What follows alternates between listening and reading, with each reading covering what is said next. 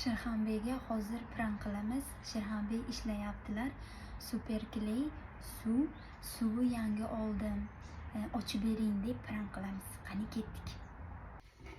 Ben IT sayesinde işləyirəm. İşimin Azərbaycanca ismi keyfiyyətə nəzarət mühəndisliyi. Ömür siz bu suvi açın.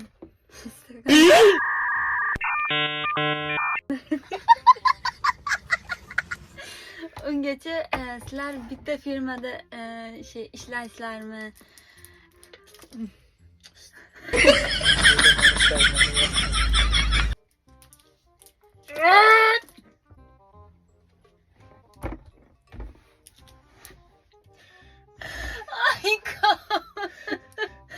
Gözünden baklaşkayı da atamıyor musunuz ya? Tövbe yarabbim.